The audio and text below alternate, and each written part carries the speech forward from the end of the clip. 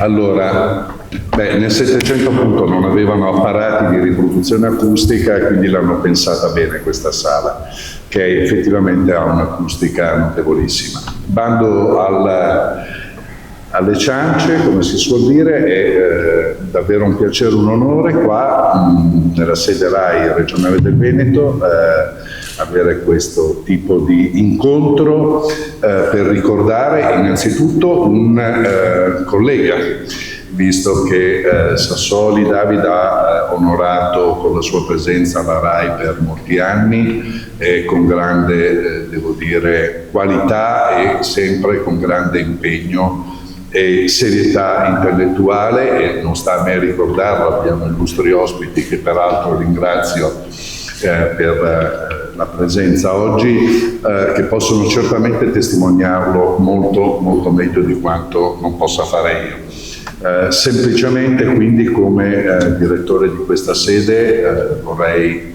ancora una volta ringraziare dell'iniziativa la Fondazione per la Pace, perché credo, e quindi smetto, se mi consentite un attimo, i panni formali e burocratici del procuratore della RAI in Veneto, per invece esprimere un parere mio personale, giusto per non avere come dire, quell'iter celebrativo che mal si confà con il profilo e l'onestà intellettuale che ha contraddistinto David Sassoli da sempre, devo dire. Mi chiedo francamente cosa penserebbe lui oggi della situazione in cui, ahimè, ci troviamo a vivere e soprattutto cosa direbbe David Sassoli della disponibilità, voglio per eleganza descriverla in questo modo, dell'Europa nei confronti di una politica estera degli Stati Uniti che francamente non vedo come possa premiare né gli interessi italiani né tantomeno quelli europei nell'immediata ed economica constatazione del danno che tutto quello che da 2 anni e più a questa parte ci succede.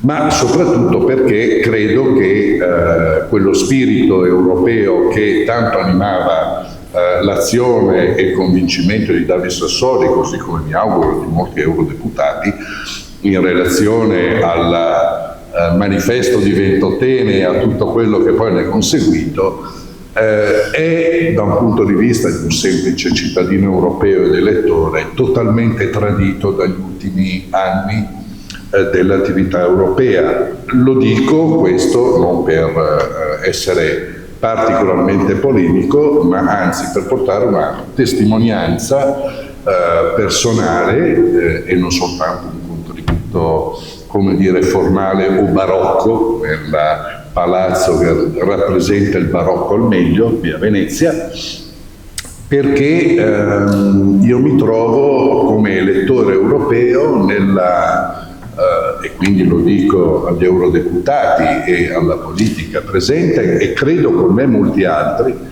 nella spiacevolissima devo dire assolutamente nuova dimensione di un elettore che al 90%, e parlo per me, alle prossime europee si rifiuterà di votare una scheda per il semplice motivo che la mancanza di democrazia compiuta di questo meccanismo europeo ci priva della facoltà di poter essere consapevolmente europei. Lo dico perché spero che magari una goccia nel mare non serve a nulla, lo dico perché il fatto che il Parlamento europeo continui a votare, abbia votato invio di armi a un paese come l'Ucraina, che è credo tra i più corrotti al mondo, sicuramente non democratico, certamente molto responsabile di quanto sta avvenendo e non di responsabilità propria, con un governo che ha nella sua compagine una componente di nazisti che fa veramente orrore. Nel periodo in cui poi si condanna questo e quello per la mancanza di democrazia, perché trovo che tutto questo francamente rappresenti una mancanza di coerenza, di onestà intellettuale drammatica, e penso che questa cosa che tocca a me riguardi molti cittadini, non solo in Italia ma anche in Europa. Credo quindi, e con questo concludo, non ho intenzione di fare partiti né di dare indicazioni, quindi ci mancherebbe, però quello che voglio contrassegnare, ricordando Sassoli, credo che lui sarebbe stato estremamente critico nei confronti di una politica che persegue in modo costante interessi non europei e soprattutto che possa causare una guerra dai danni veramente incalcolabili. Quindi spero che questo ricordo possa in un qualche modo aiutare il percorso di una consapevolezza e di una dignità compiuta di quello che deve e dovrebbe essere l'Europa e di quello che deve essere un cammino assolutamente verso la pace e del blocco e dello stop alla guerra e all'invio di armi, che non fa che arricchire i mascalzoni e certo non aiutare le popolazioni, in primis peraltro quelle coinvolte immediatamente nel fronte.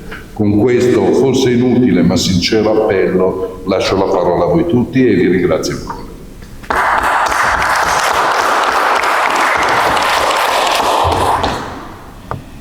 Ringrazio molto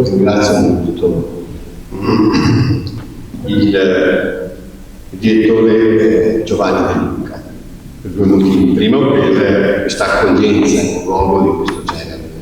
E seconda cosa fondamentale, come sempre, è di stimolo a determinate riflessioni che non dobbiamo eludere, perché effettivamente la situazione, lasciatemelo dire, non è facile. Io ringrazio moltissimo tutti voi che siete anche qua, ma ringrazio moltissimo i nostri ospiti che adesso qui presenti.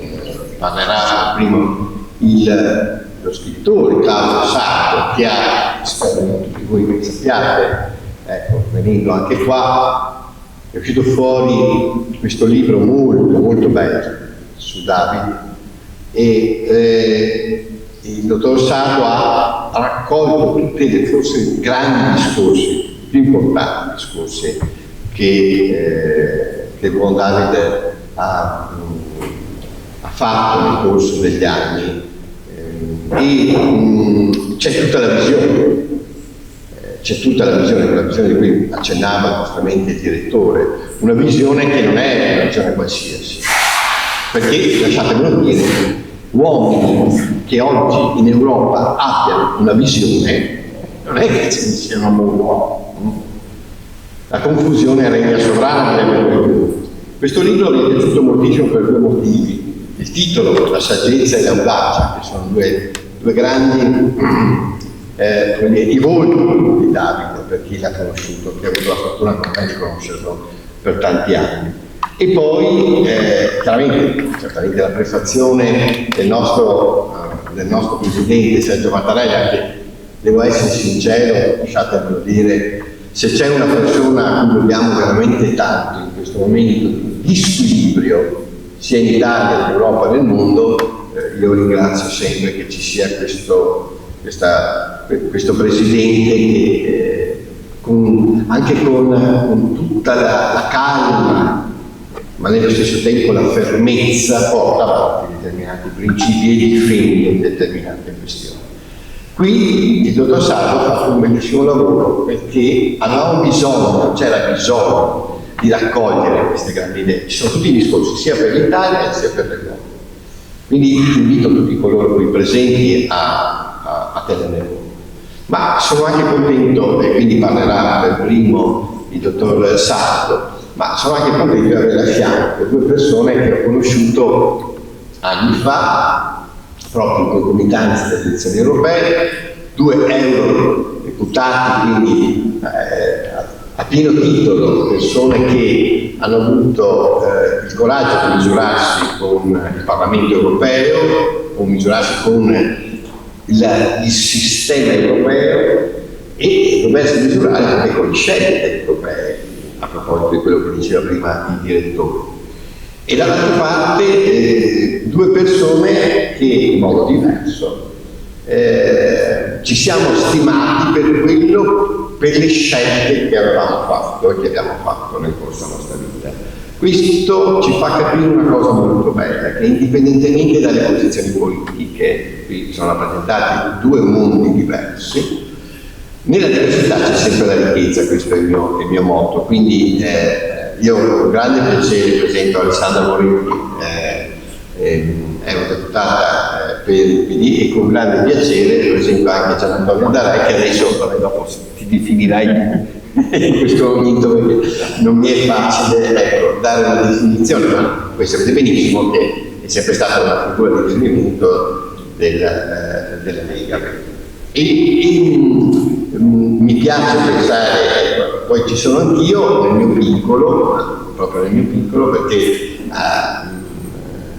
ho avuto questo grande piacere, no? Di conoscere, diventare amico di David, ed è per questo che ho fatto tutto per organizzare questo incontro, per cui vi sono veramente grato.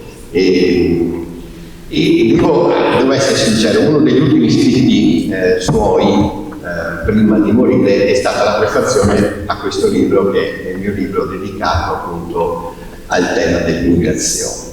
David era ben contento di tutto quello che stavamo facendo come famiglia e non solo, a livello anche europeo, perché poi questo progetto è diventato appunto un progetto europeo, questo modello è diventato un progetto europeo, e con lui avevamo immaginato, insomma, di costruire un'ipotesi seria sul tema della migrazione, e un rapporto serio è stato lui, e chiudo, è stato lui a spronarmi a creare un tavolo di lavoro presso l'ONU per riuscire a mettere insieme l'Europa e l'Unione Africana, ma sul piano paritetico, che è una parola, sembra una parola semplice, invece non è semplice quando pensiamo alla storia.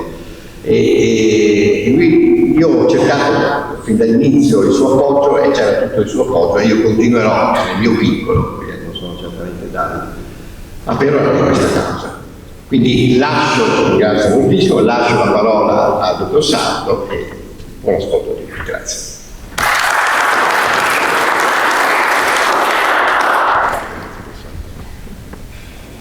Buongiorno a tutti, ringrazio coloro che ci hanno consentito di tenere questo incontro in questo luogo meraviglioso che è anche la sede della RAI, e penso che sia questo un tributo indiretto a David, che veramente nella RAI ha svolto la sua, diciamo, stagione professionale più intensa prima di lasciare il giornalismo e dedicarsi all'Europa, diventando parlamentare europeo nel 2009 e poi, diciamo, essendo rieletto nelle 2 legislature successive. Siamo già entrati molto nel merito, perché il direttore De Luca ha parlato di vicende molto attuali. Purtroppo David, io penso che nella nostra discussione giustamente li affronteremo i temi che così provocatoriamente ha sollevato. Io però volevo utilizzare questo mio primo intervento per raccontarvi le ragioni del libro, e quindi vi costringo a fare un passo indietro, perché purtroppo David ci ha lasciato nel gennaio del 22, esattamente alla metà della legislatura, e questa legislatura europea, secondo me, è una delle più importanti della storia del Parlamento europeo, è stata divisa in modo brusco, esattamente alla metà, perché nel febbraio, un mese dopo la morte di David, c'è stata l'invasione russa dell'Ucraina.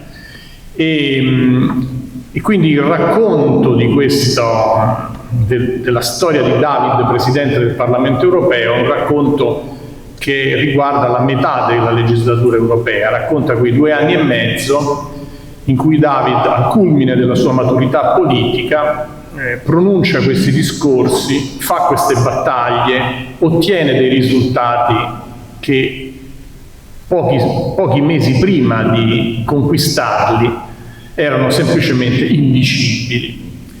Il libro nasce per questo, per far conoscere la profondità del pensiero di David, della sua maturità politica e delle battaglie che ha condotto, che sono state battaglie significative. David è stato, nel momento in cui ci ha lasciato, è stato inseguito da una commozione che io ritengo sincera, in molti, anche grazie al fatto che era un volto televisivo noto e in qualche modo, come accade in queste circostanze, quando una persona ha l'alto grado di visibilità ed è anche una persona simpatica, empatica, trasparente, attorno a lui, diciamo, si raccolgono dei sentimenti positivi che io considero molto sinceri, però credo anche che molte delle persone che si sono commosse nel momento in cui lui ci ha lasciato per questa malattia terribile non conoscevano, e tuttora molti non conoscono il senso del suo impegno. Davide è stato presidente in una stagione drammatica, segnata prevalentemente dalla pandemia e dal lockdown.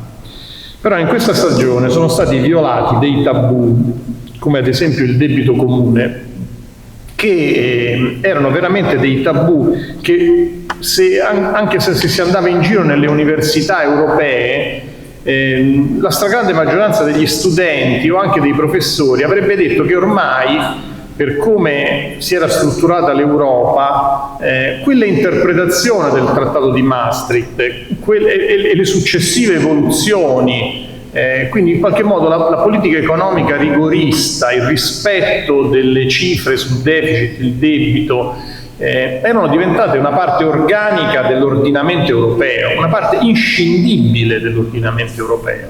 Invece cos'è accaduto? Che durante la pandemia, di fronte alla grande paura che i governi si sono presi, certamente per la diffusione del virus, ma anche per le conseguenze del lockdown, che ha paralizzato l'economia, i commerci, gli scambi, i governi hanno lasciato mano libera ad una stagione politica di solidarietà tra i paesi europei, per le modalità con cui sono state, diciamo, reperiti dispositivi sanitari, sono state finanziate le ricerche, poi prima compresi e poi distribuiti i vaccini, ma anche per le misure che sono state adottate assolutamente in deroga a tutti i principi stabiliti, il patto di stabilità, il divieto degli aiuti di Stato, le misure, ad esempio Alessandra era in commissione sanità, quindi ha seguito da protagonista questa vicenda. La sanità non è una materia, non è tra le materie dove la competenza europea è più sviluppata, anzi diciamo che tra le materie di cui si occupano le istituzioni comunitarie, la sanità è proprio l'ultima Cenerentola, è quella che sostanzialmente viene affidata quasi interamente agli Stati, nel nostro Stato alle regioni. E tuttavia l'Europa ha sviluppato politiche di solidarietà. Pensate che le misure di cassa integrazione sono state finanziate interamente dall'Unione Europea, le risorse che sono state destinate alle piccole e medie imprese erano risorse europee, e poi diciamo, questa politica espansiva è stata orientata dal Next Generation EU, che ha risorse di investimento 4 volte più grandi del mitico piano Marshall, sono state dirottate verso investimenti strategici sulla sostenibilità ambientale, l'economia green e la rivoluzione digitale, insomma la transizione digitale, la rivoluzione tecnologica. Ecco, questo diciamo apro una parentesi, dovremmo essere molto attenti per fare in modo che queste risorse straordinarie che l'Europa ha messo in campo siano effettivamente destinate a questi fini, perché cosa sta accadendo? E lo dico così come una chiosa, che ci preoccupiamo molto di più della nostra capacità di spesa, e per riuscire a spendere quello che è destinato ai singoli paesi, delle volte riduciamo l'ambizione e orientiamo queste risorse disponibili in investimenti che avranno in futuro un rendimento inferiore. Ad esempio, se noi facciamo una grande impresa strategica per portare la fibra in tutto il paese, avremo in futuro la possibilità che le aree interne potranno avere gli stessi privilegi delle aree metropolitane sul piano della comunicazione. Se noi facciamo le fontanelle nei paesi, è evidente che spenderemo quei soldi e la storia finisce lì, non ci darà nulla. Quindi, questo, chiudo la parentesi, però l'intenzione, la forza con cui il Parlamento europeo ha piegato le resistenze del Consiglio in quella fase non voglio dire anche la Commissione, perché anche se la Commissione è molto cambiata in questa seconda metà della legislatura, va riconosciuto che in quella fase, vero Alessandra, in quella fase possiamo dire che la Commissione è stata un'alleata del Parlamento in quei 2 anni e mezzo. David ha fatto moltissimo per realizzare questo, e questo libro, i discorsi ne sono una testimonianza, perché è stata frutto di battaglie, è stata frutto anche di scelte coraggiose, alcune scelte persino temerarie, come quella di tenere aperto il Parlamento europeo e di far votare i parlamentari nelle sedi delle delegazioni nazionali, quando non ci si poteva muovere in Europa per via dei contagi.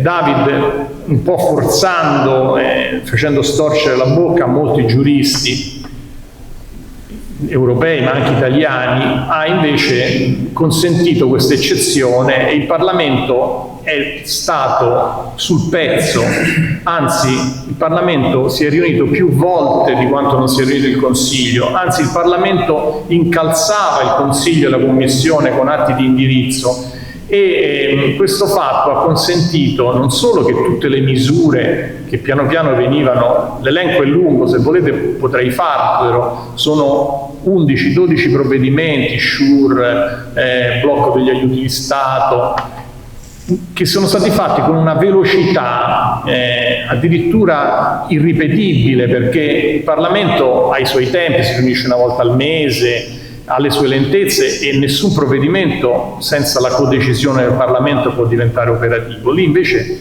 il Parlamento è stato velocissimo, anzi era pronto prima ancora che il provvedimento fosse preso, e poi soprattutto Next Generation EU è entrato in commissione con una posta complessiva di circa la metà ed è uscito con un sostanziale raddoppio, con una forza del Parlamento europeo che per la prima volta, il Parlamento europeo tra le 3 istituzioni, diciamo la verità, non è la prima, è sempre stata un po', è l'espressione popolare diretta, ma nel nostro sistema, negli equilibri attuali, ovviamente il Consiglio ha un peso specifico maggiore. In quella circostanza c'è stato un ribaltamento e Davide è stato un po' il capo di il capofila di questo cambiamento di equilibri nell'Europa. Qual è la conclusione che io traggo? Le conclusioni che io traggo da questa raccolta, che è divisa in 3 parti. In una prima parte ci sono i discorsi di David, prevalentemente in Italia, che hanno un forte contenuto etico-politico, sono i convincimenti di David, le sue radici, le sue grandi ambizioni, i suoi ideali. La politica è sempre fatta da 2 livelli, è l'insieme di 2 piani, il piano ideale e il piano della concretezza. Senza ideale la politica è solo pragmatismo, è una realtà grigia, rischia di diventare una realtà grigia in cui le persone fanno fatica a distinguere un partito da un altro. Ma senza concretezza l'ideale è solo demagogia, sono chiacchiere, magari possono essere chiacchiere fatte con la migliore intenzione, con la migliore coscienza, con il miglior cuore, però se non trovano mai un elemento di concretezza rischiano di diventare delle cose soltanto astratte. David, c'è una componente ideale forte ed è vissuto in una congiuntura, quei 2 anni e mezzo, che gli hanno consentito di avvicinare l'ideale alla concretezza, e lui, quando la concretezza si è avvicinata all'ideale, è riuscito a portare a casa dei risultati. La seconda parte del libro è una parte dove ci sono dei discorsi prevalentemente in Europa che dimostrano il ventaglio delle battaglie culturali, politico-culturali che ha condotto, e nella terza parte, molto interessante e forse un po' più per gli addetti ai lavori, ci sono tutti i discorsi introduttivi di David nei consigli europei. Voi sapete che il Consiglio europeo dei capi di Stato e di Governo si apre per tradizione con un messaggio di saluto del Presidente del Parlamento europeo, il quale dopo il messaggio di saluto si alza dalla sedia e lascia la riunione, che non è verbalizzata, la riunione è senza verbali, si conclude con un documento conclusivo che è il documento approvato preparato dagli ambasciatori, che i capi di governo perfezionano e poi, diciamo, diventa l'atto ufficiale del Consiglio. Però può succedere, ad esempio, che si discute di immigrazione, non si trova l'accordo, per 1 giorno e mezzo si discute e non c'è traccia nel documento finale, perché se non c'è l'intesa non c'è traccia. Quindi gli interventi di David sono molto utili e alcune università fortunatamente hanno iniziato degli studi, perché la serie dei messaggi di David, per la prima volta un Presidente del Parlamento europeo entra nel merito del dibattito e dice: caro Presidente polacco, perché stai fermando la condizionalità sullo Stato di diritto? Altra battaglia di David vinta. Ha inserito una norma, non è stata mai applicata finora, ma la norma è stata inserita, che i fondi di coesione possono essere concessi agli Stati europei se non violano lo Stato di diritto. C'è un caso, che è il primo caso in cui David avviò la procedura, cioè ha denunciato la Commissione alla Corte di von der Leyen, alla Corte di Lussemburgo, perché non ha applicato automaticamente, cioè senza chiedere il permesso al Consiglio, la sospensione della Polonia, in quanto il governo polacco allora aveva, con un decreto legge, bloccato una sentenza della Corte Costituzionale, riguardava la libertà di stampa. Secondo il giudizio del Parlamento europeo, la Commissione non avrebbe dovuto chiedere il permesso al Consiglio europeo, avrebbe dovuto immediatamente applicare e sospendere i fondi. Questo fatto non avvenne e David ne trasse la conseguenza, insomma. Ecco, io credo che noi abbiamo da David questo insegnamento, che se l'Europa vuole, se le istituzioni vogliono, possono dimostrare di essere una spinta positiva per l'Europa, possono fare politiche espansive, possono adottare delle misure di giustizia sociale, possono applicare con rigore le norme democratiche al proprio interno. Ricordate, all'inizio degli anni 2000 si diceva esportiamo la democrazia, no? Quando fu la vicenda, la prima guerra in Iraq. Ecco, diciamo, David qui in alcuni discorsi esplicitamente ribalta quel concetto, dicendo che l'Europa, c'è un solo modo per trasmettere la democrazia, è essere rigorosi al proprio interno, cioè essere capaci di non scivolare verso regimi autocratici, verso regimi in cui le maggioranze pro tempore stringono gli spazi delle opposizioni. Ecco, questi principi l'Europa in questi 2 anni e mezzo ha dimostrato che dei passi in avanti si possono fare. Se si vogliono, si possono fare. Questa in fondo è una grande eredità di questa stagione, che io, nel momento in cui ho raccolto questi scritti, li ho messi insieme, ho cercato di dare un filo, anche se questo libro ovviamente è di David Sassoli, io non sono l'autore di questo libro, sono soltanto la persona che ha curato la raccolta degli scritti. La bellezza di questi scritti è tutta da attribuire a David, e anche le ragioni delle sue battaglie politiche sono tutte di David. Però questa eredità è una sfida, perché questa eredità, adesso io non la faccio molto lunga, anche se ci sono tanti aspetti che sarebbero interessanti discutere, perché poi sono successe tante cose su cui David purtroppo non può dirci esattamente la sua opinione. David è arrivato, si è talmente battuto per la libertà in Russia, per contestare l'esito delle elezioni in Bielorussia, che Mosca lo dichiarò un cittadino sgradito, impedendogli a lui e altri 6 parlamentari, ma lui si stava battendo con energia sul tema della libertà. Allo stesso tempo David è una persona che sul tema della pace non era secondo a nessuno, considerava Giorgio La Pira il suo maestro, cioè un visionario profetico, che mescolava la politica con la profezia e che era capace di appunto nel momento massimo della guerra fredda del Vietnam prende l'aereo e va in Vietnam a incontrare, per cui questi erano, David oggi lo vedo dentro questa contraddizione in cui non potrebbe mai accettare la violazione dello Stato di diritto, la violazione del diritto internazionale da parte di Mosca, ma non potrebbe nemmeno accettare l'idea che la guerra è l'unica soluzione. Io penso che non potrebbe mai dire che l'obiettivo dell'Occidente è vincere la guerra. Io penso che lui direbbe che l'unico modo di vincere è fare la pace. Parlava Rumiz, una testimonianza di Rumiz un giorno di presentazione del libro è stata che in un lungo colloquio telefonico David usò questa espressione: ci vorrebbe più Europa nel nostro atlantismo, che vuol dire che è un modo di vedere la politica di David.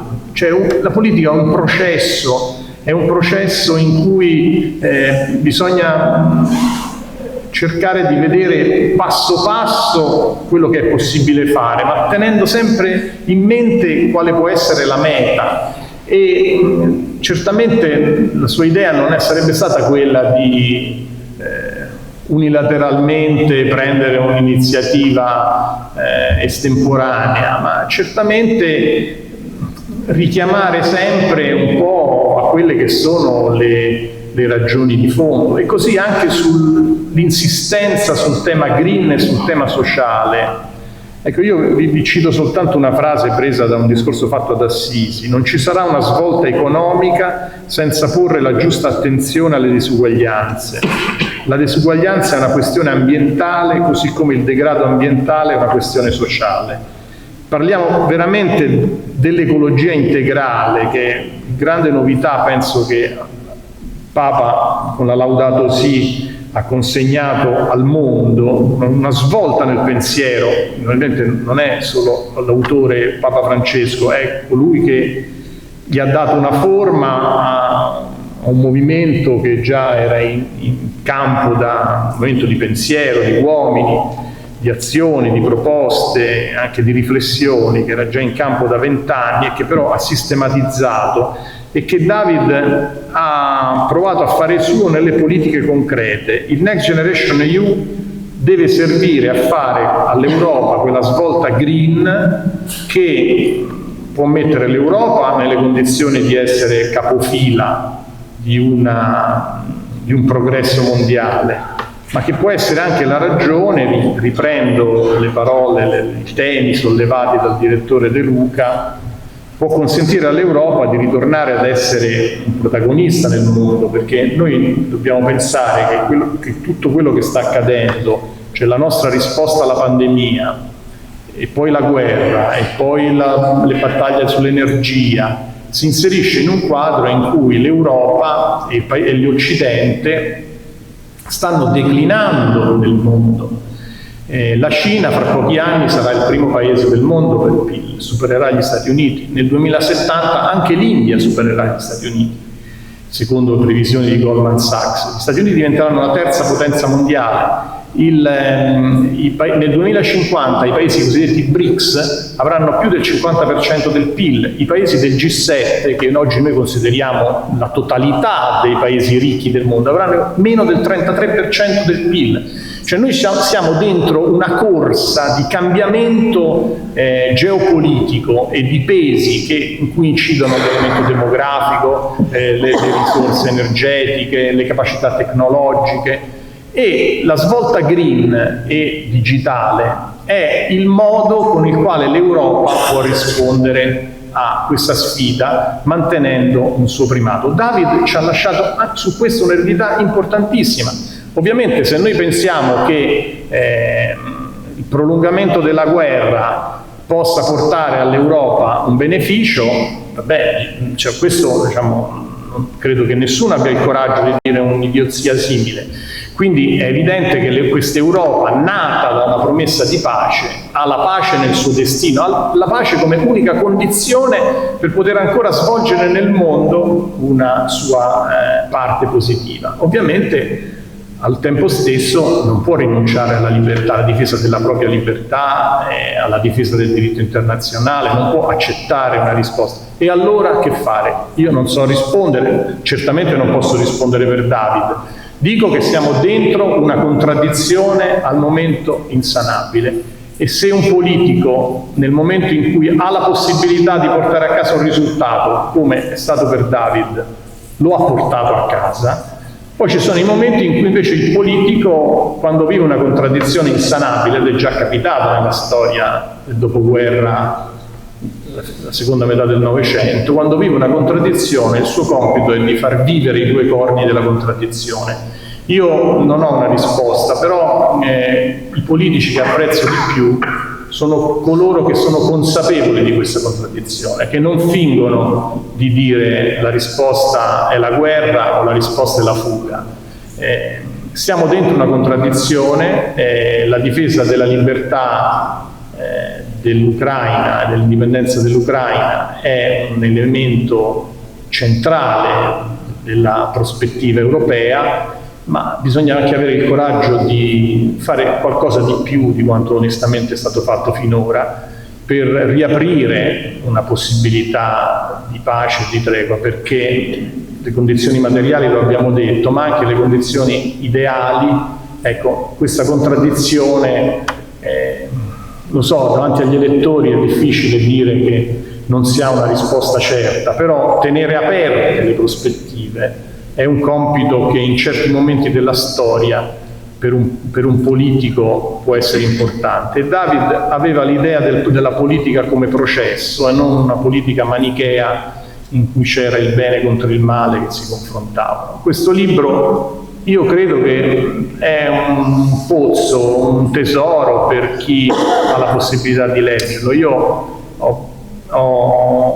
presentandolo in giro per l'Italia ho avuto testimonianze anche di personalità autorevoli italiane che si sono anche stupiti dicendo ma veramente conoscevo David, ma mi ha stupito rileggendo quanto era profondo e ricco e denso il suo messaggio e le ragioni delle sue battaglie politiche.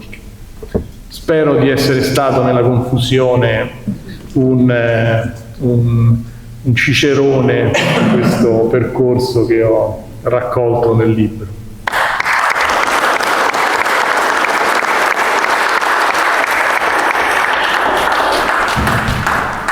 Bene, ringrazio per aver venuto il dottor Sardo per questo discorso, cioè questa capacità di sintesi intorno a alcune questioni, alcuni nodi fondamentali che hanno contraddistinto le battaglie e le modalità in cui poi ha portato avanti determinate battaglie il buon Davide. Adesso invece passo la parola a due testimoni, cioè persone che l'hanno conosciuto, hanno vissuto insieme quella stagione che è stata dipinta, quindi passo la parola a Alessandra Monetti per la sua testimonianza. Grazie.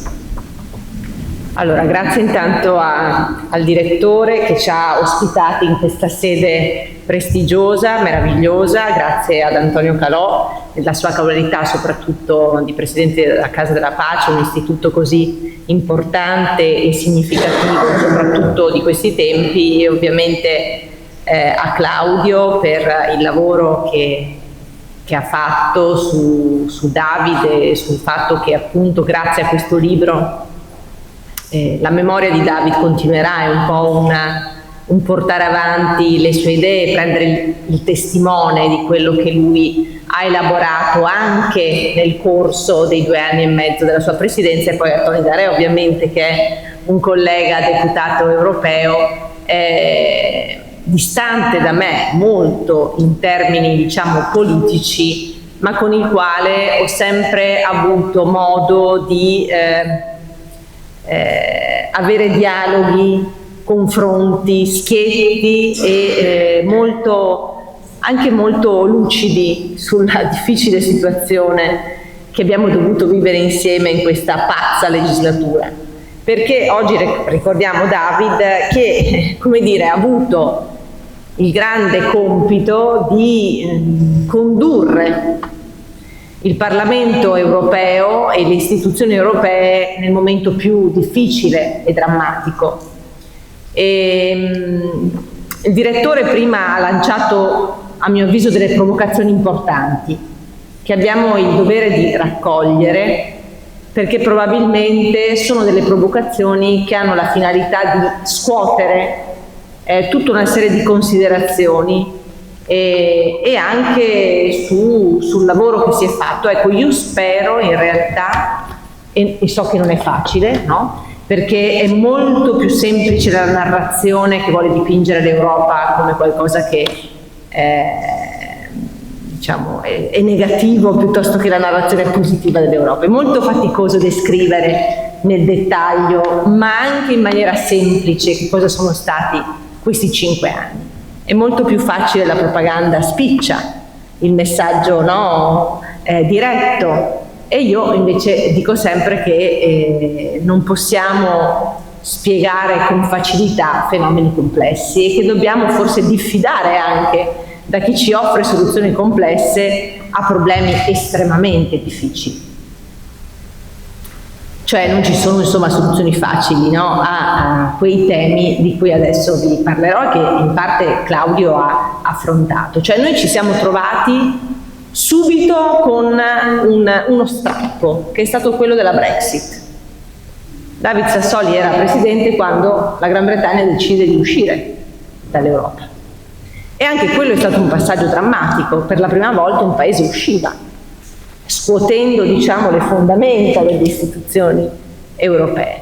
E poi c'è stato il Covid, la più grave crisi sanitaria dal dopoguerra in avanti, che si innesta in un contesto di impreparazione, perché l'Europa non era preparata, nessuno era preparato, ma l'Europa ancora meno, perché come diceva Sardo, l'Europa non ha competenze, tuttora non le ha in tema di salute, e infatti i tentennamenti iniziali venivano percepiti dai cittadini che chiedevano istanze di cura e di protezione, venivano percepiti con un certo fastidio. Ma come?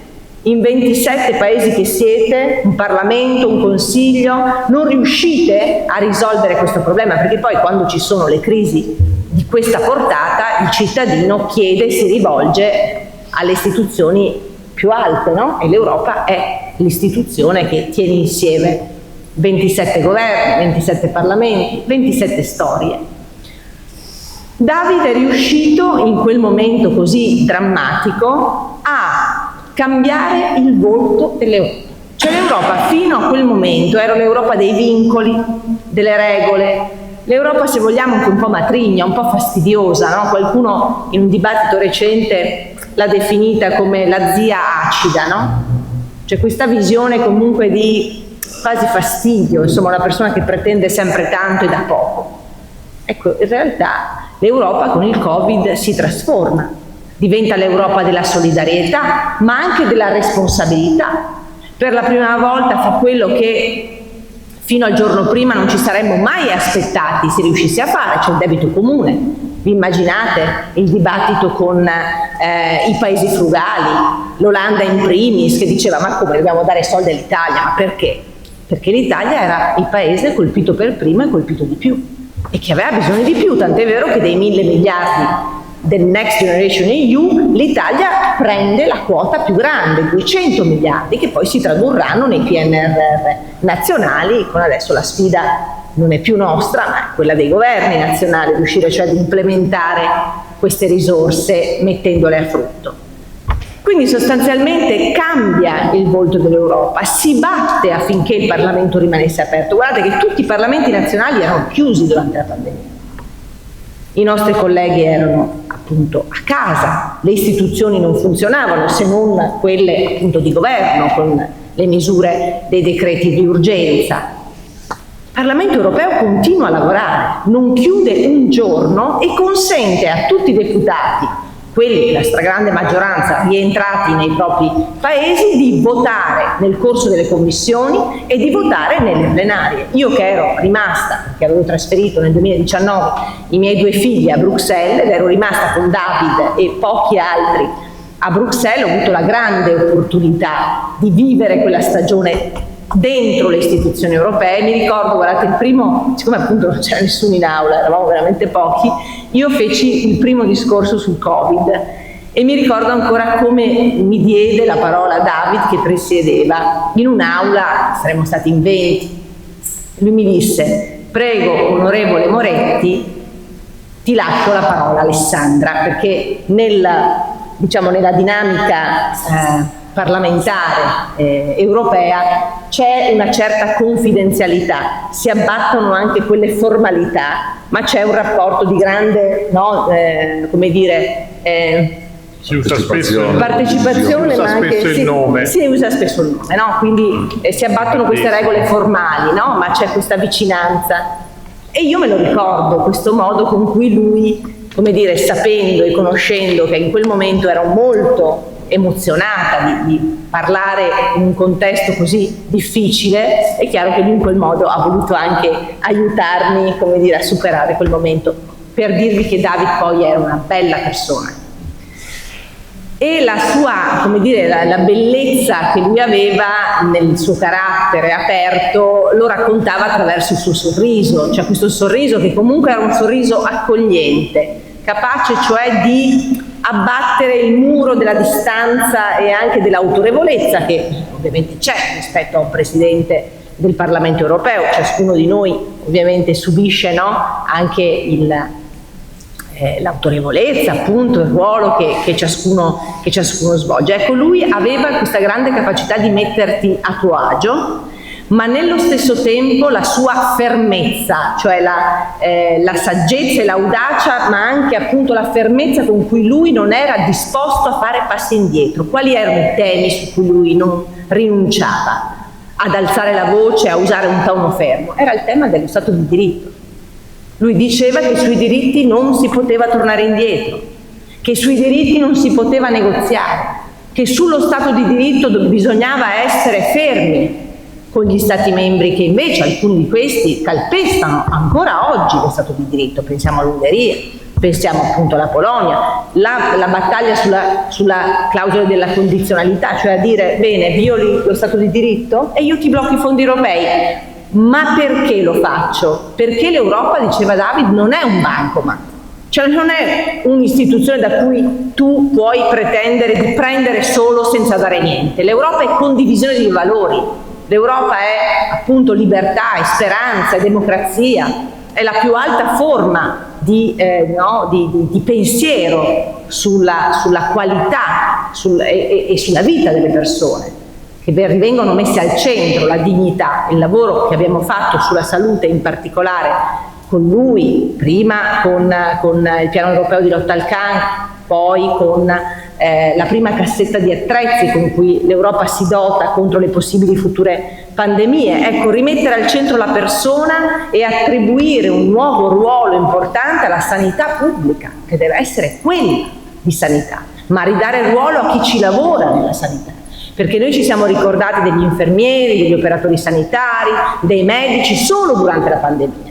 Li abbiamo descritti come degli eroi, giustamente lo erano, ma poi ce ne siamo totalmente dimenticati. E allora restituire dignità alla sanità pubblica, dire che l'Europa se ne deve fare carico, dire che l'Europa della salute deve essere uno dei traguardi, no, a cui puntiamo, perché senza salute non c'è altro diritto che noi possiamo esercitare, è chiaro che è un altro messaggio che David ha saputo imprimere fortemente anche tra di noi, tra chi l'ha conosciuto. Che cosa avrebbe detto adesso e come si sarebbe comportato?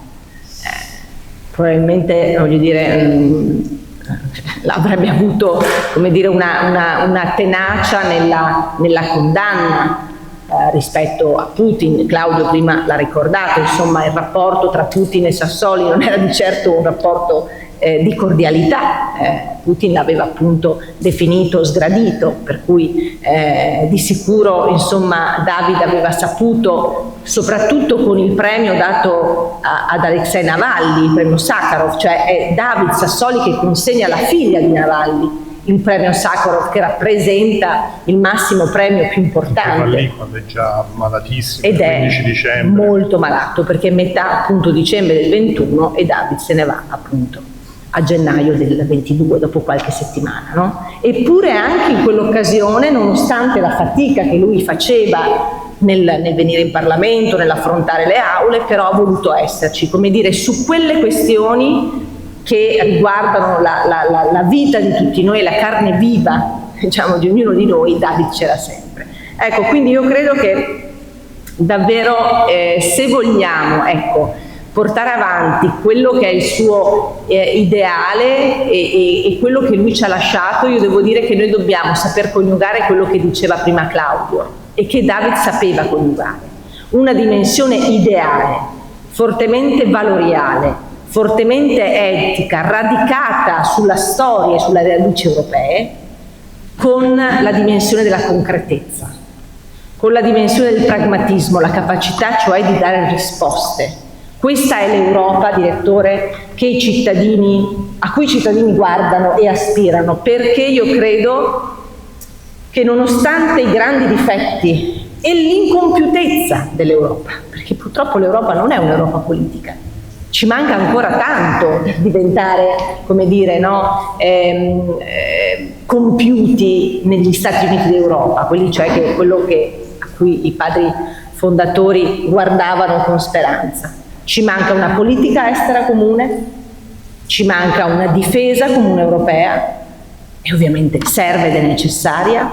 Nello stesso tempo però io sono convinta che David avrebbe spinto molto per realizzare anche i corpi civili di pace, perché a fianco di una difesa comune europea noi dobbiamo comunque rafforzare la dimensione della pace e della costruzione della pace, perché la pace si costruisce soprattutto quando guardiamo a quell'ipotesi di allargamento, cioè se noi vogliamo fare un'Europa dei 30, 32, 37, ovviamente dobbiamo partire dal cambio delle regole e quindi il veto non può più esserci né tantomeno l'unanimità, per cui dobbiamo cambiare le regole dello stare insieme e questa è un'altra sfida, e poi soprattutto dobbiamo dotare l'Europa di quella forza e di quell'autorevolezza che la fa stare sotto il cappello, diciamo, dell'atlantismo e della NATO, nel quale ci troviamo tutti sicuri, voglio dire, no? Però abbiamo bisogno di più Europa, perché deve esserci un'Europa più forte anche nella dimensione della politica estera per contrastare un'egemonia che è stata, come dire, garantita anche per la nostra debolezza. Cioè finché l'Europa è debole ci sarà qualcun altro che sarà sempre più forte ad imporsi. Noi vogliamo un'Europa più forte, ma per essere più forti abbiamo bisogno di più Europa, non di meno Europa, perché oggi tutti siamo europeisti. Lo sono diventati anche gli euroscettici di qualche anno fa. Dopo il Covid nessuno si azzarda più a dire usciamo dall'euro, no, non si azzardano più perché hanno capito che nessuno si salva da solo. Però dipende da quale Europa vogliamo. E io penso che se vogliamo essere, voglio dire, alla pari rispetto alle grandi superpotenze che non oggi, ma dopodomani saranno già i nostri veri competitor, dobbiamo rafforzarci su, diciamo, questi piani che non sono solo il piano economico, e sono d'accordo anch'io che il New Green Deal e la politica sulla sostenibilità, la transizione giusta è una grande opportunità di crescita e di sviluppo, ma dobbiamo farlo anche da un punto di vista di sostenibilità sociale, perché la dimensione umana, della dignità della persona deve rimanere sempre al centro delle nostre politiche. Grazie.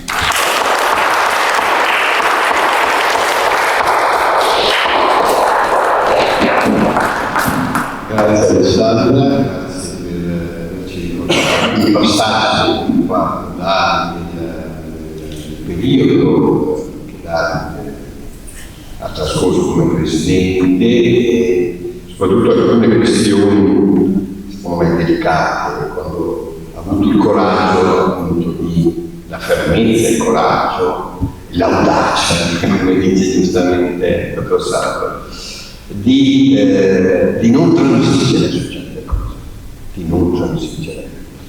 Non era semplice in quel momento. Io ho sempre apprezzato, ci siamo sentiti spesso e volentieri durante quel periodo e sentivo in lui questa voglia, questa convinzione di battersi fino in fondo. E a proposito di battersi fino in fondo, anche il buon Gian Antonio sa qualcosa e credo che anche la sua testimonianza possa darci un quadro ancora più completo della figura di Davide Sassoli, vista da un certo punto. Grazie Gian Antonio. Beh, intanto grazie, buonasera a tutti ormai a questo punto, ringrazio il direttore per questa opportunità, ringrazio anche la mia collega. Io non faccio la cronistoria che hai già fatto giustamente, ma io faccio parte di quella compagine in Europa che non ha votato Sassoli. Io arrivo dal gruppo ID, dalla Lega, euroscettici, no euro, no tutto. Però con Davide Sassoli, nella votazione e nella premessa di votare Davide Sassoli come Presidente, inizia la mia contraddizione e contrapposizione con il mio partito. Perché? Perché Davide Sassoli è del PD, però dico sì, Davide Sassoli è del PD, però Davide Sassoli è italiano. E comunque, quando sarà eletto Presidente, non è più un componente, il Presidente del PD, ma è il Presidente di tutta la compagine europea. Eravamo 750, c'era ancora l'Inghilterra all'interno, prima che arrivasse Boris Johnson con la sua idea, e quindi là inizia la mia discussione. Attenzione, io arrivo nel Parlamento europeo dopo aver fatto il consigliere regionale, dopo aver fatto il sindaco, arrivo nel 2019, ma mio padre arriva in Belgio nel 1946, dopo aver militato nel rifugio partigiano. E voi capite il mio disagio nell'essere in quella compagine, in cui certe persone poco si addiceivano a quella che era la storia della mia famiglia. Attenzione, io mi iscrivo alla Liga nel 1982, quando nasce, diciamo, nei nostri territori l'idea del federalismo, un qualcosa che è nuovo, un qualcosa che mi affascina e mi stimola, e quindi inizio a fare politica marginale e poi sempre di più. Voi capite che siete in Europa in cui non si vota Davide Sassoli per il semplice motivo che noi siamo i sovranisti, quelli contro tutto. Attenzione, perché l'Europa è un centro di potere dove ci sono delle normative che poi vengono applicate sugli stati nazionali, per cui se tu non sei all'interno delle parti decisionali, o tu la politica la fai oppure la subisci.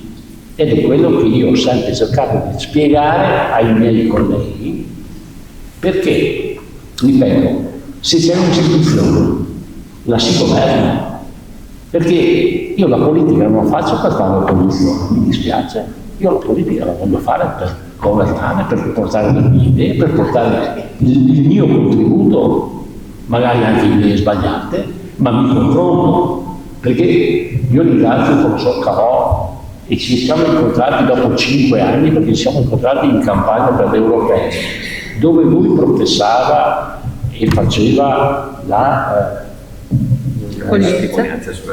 l'accoglienza diffusa. Io dicevo no, l'accoglienza diffusa no, per il semplice motivo che poi diventa difficile per la comunità, per i comuni, gestire poi, diciamo, i problemi anche di vicinanza con i residenti. Ma gli faccio i complimenti, perché lui questa cosa la fa in prima persona.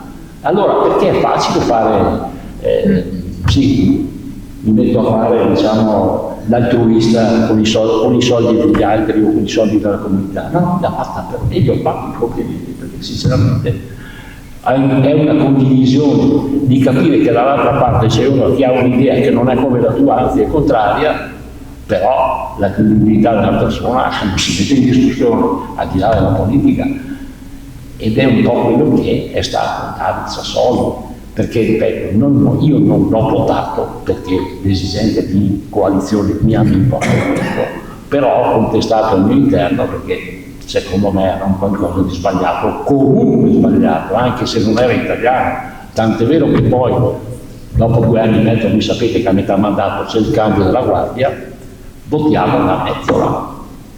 Allora abbiamo sbagliato prima, abbiamo sbagliato dopo, abbiamo sbagliato sempre. E queste sono delle riflessioni che si fanno all'interno di un movimento politico a qualsiasi forma, perché tu non puoi dire a prescindere no, un no deve essere motivato con delle coordinate, con delle riflessioni, con dei pensieri, con degli obiettivi politici che non ci sono. Perché dire no all'Europa, io dico sì, se c'è l'euro non è che lo puoi contestare, l'euro è una realtà. Dire no all'euro è troppo facile, troppo comodo, forse puoi racimolare qualche voto, ma non è quello il tuo obiettivo, o comunque l'obiettivo di un movimento politico, deve avere qualcosa di profondo. E io mi ricordo di David Sassoli, nella sua autorevolezza, quando, e tu forse ti ricorderai Alessandra, quando un nostro collega entra e fa un intervento nel Parlamento europeo e lancia il cioccolato per protesta, perché il cioccolato arrivava dalla Turchia, David Sassoli il giorno dopo lo ha sospeso, redarguito e pubblicamente svergognato all'interno del Parlamento europeo. Allora, là è da capire la forza, l'autorevolezza di questa persona, che io non ho avuto purtroppo la possibilità di parlare, perché eravamo chiaramente su 2 schieramenti diversi, ma che si capiva che era una persona per bene, anche perché quando arrivavano delle imposizioni dalla von der Leyen, lui tutelava il Parlamento e i parlamentari di quelle che erano le loro funzioni, non portare le cose già fatte, ma portare delle cose e discuterle. E questa è stata la sua forza. Allora, nella pandemia che ha gestito in maniera esemplare, perché non era facile, e soprattutto ha fatto capire all'Europa che non si possono fare i tagli sulla sanità, perché i tagli della sanità in Italia sono stati fatti all'inizio dell'Europa, ma dopo la pandemia si è ripensato. Allora, e tutto questo grazie a una persona che è stata sicuramente garante a tutela di tutti noi parlamentari, al di là dello schieramento come noi nell'estrema destra, tant'è vero che a un certo punto lui viene eletto presidente e io gli mando una lettera dove chiedo al presidente di fare la Costituzione europea. Siamo in uno Stato che ha l'euro, un'unione monetaria, non abbiamo una Costituzione. L'atto costitutivo di solito lo si fa anche nella Europa, no?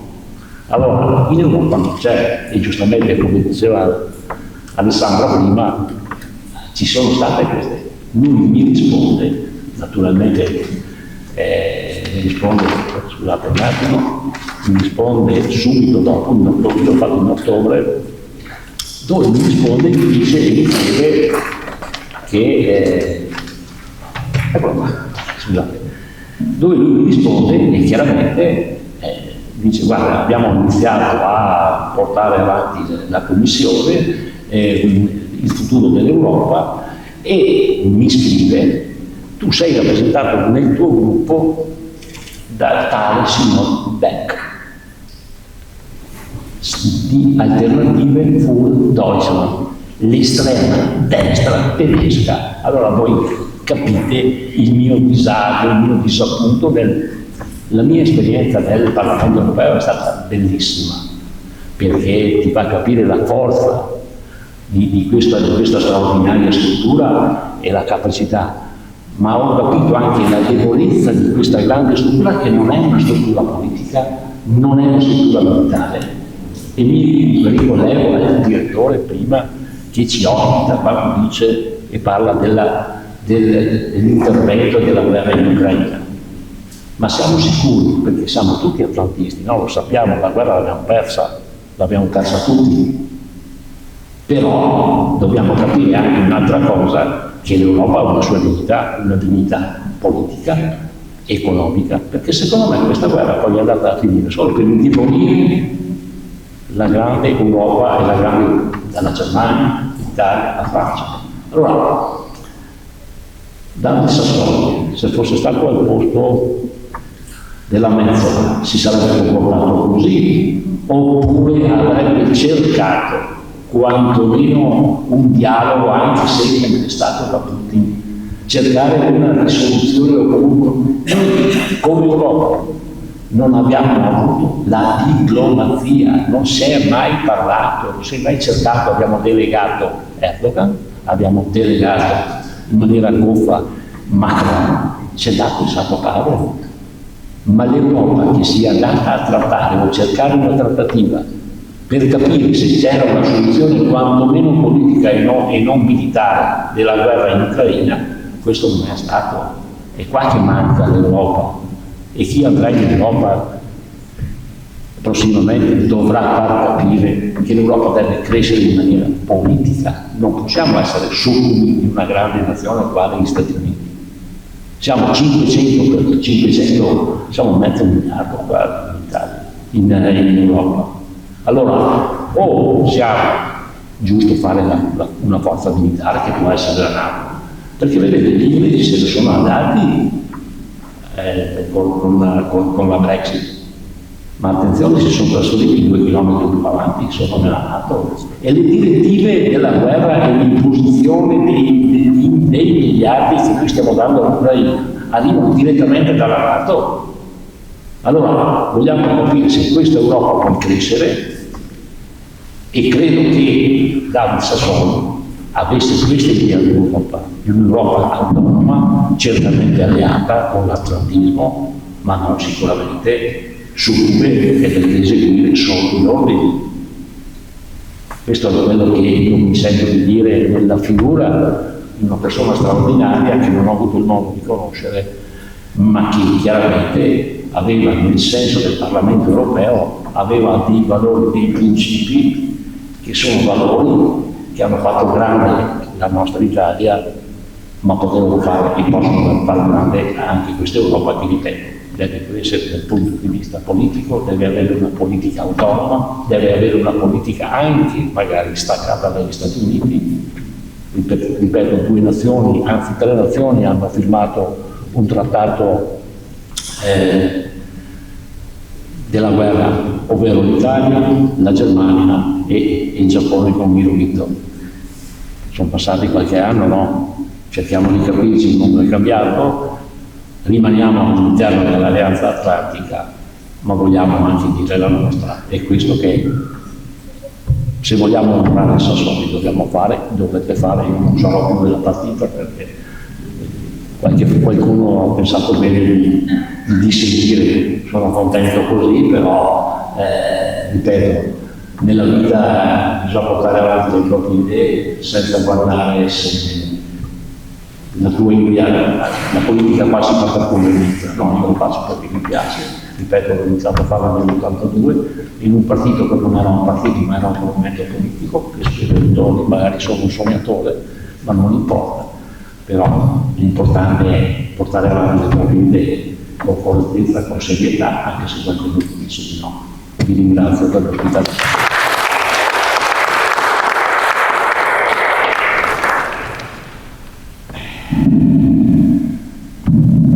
Bene, adesso rubo anch'io 5 minuti su questo tema, cioè su questa persona, intorno a questa persona. Prima abbiamo accennato un attimo alcune, ma anch'io mi sento testimone nel senso che ci siamo conosciuti e devo essere sincero, non voglio aggiungere nulla se non leggere quello che ha scritto Davide. Tra l'altro ci siamo sentiti un mese prima che morisse e lui era felicissimo di aver scritto, di aver contribuito a tutto quello che eravamo riusciti a fare insieme. Tenete presente che quando non sono stato eletto al Parlamento europeo, la prima volta che ci siamo visti dopo le elezioni, scusate l'espressione che uso adesso, ma tra amici si poteva dire, cioè, mi guarda, sei stato un disgraziato. E io dico, come sei stato un disgraziato? Sì, non sei qui con me. Pensa quanto, scusate l'espressione, quanto casino avremmo fatto insieme sulla questione migranti, io e te. Forse non aveva tutti i torti, si deve essere sincero, non aveva tutti i torti. Ma io parlo adesso perché qua davanti ho 4 mie studentesse attuali del liceo Canova classico di Treviso. E chiaramente pensando a questa fazione, a questo libro, mi viene in mente voi, perché lui inizia così.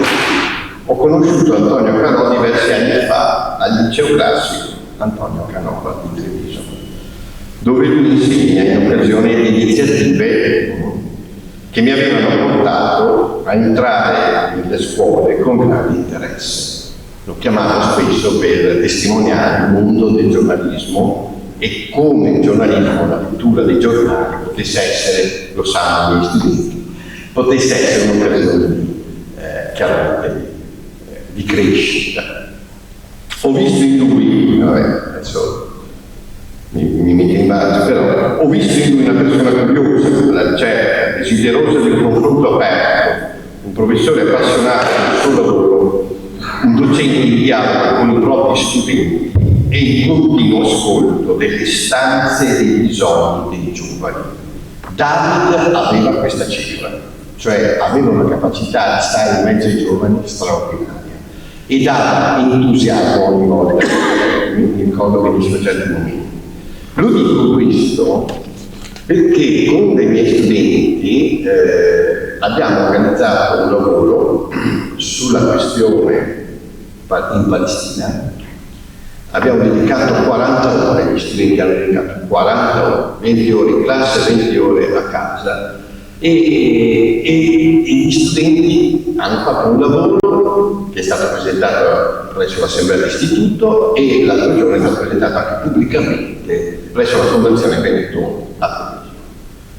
Perché faccio questo discorso? Perché Davide ci teneva moltissimo alla consapevolezza di un'educazione civica, cioè di una presenza attiva, non una presenza passiva, e chiedeva questo ai giovani: siate attivi, non siate passivi.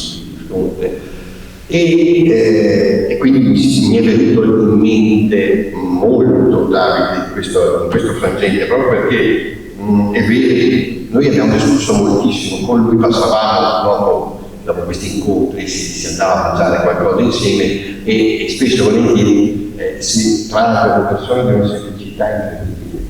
Cioè noi andavamo in una osteria che era vicino al liceo Canova, si mangiava un panino con la forchetta, scusate per Davide, per me è un amico. Quindi si mangiava un panino con la porchetta e la birra e si discuteva delle morti, dei figli, delle situazioni politiche, dei giovani, si discuteva di tutto apertamente, proprio come un fratello, qualcosa, è per questo anche questo legame. E dopo lui dice, l'ho ritrovato, riferito al sottoscritto chiaramente, anni dopo, in prima fila sulla questione dei profughi e dei migranti. Ho seguito le sue vicende, per cui la scelta forte di accogliere 6 profughi in casa propria con una famiglia già di 6 persone.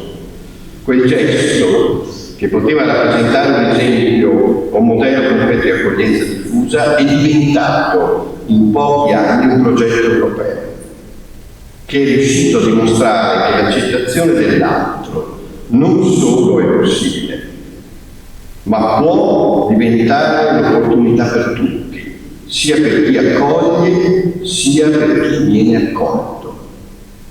Di fronte a questa emergenza umana e sociale non possiamo più rispondere con la cultura dell'indifferenza, ma occorre adottare invece un approccio coordinato basato sui principi della solidarietà. Grazie dottor Sarri, e grazie Alessandra che l'hai ricordato, della solidarietà assolutamente e della responsabilità. È un'altra cosa fondamentale, la responsabilità. Per rendere più utile e coesa la nostra società e per contribuire a definire un governo globale dell'immigrazione è necessario rafforzare quelle norme etiche comuni che stanno alla base della nostra convivenza civile. E allora sentite le parole di Sassoli.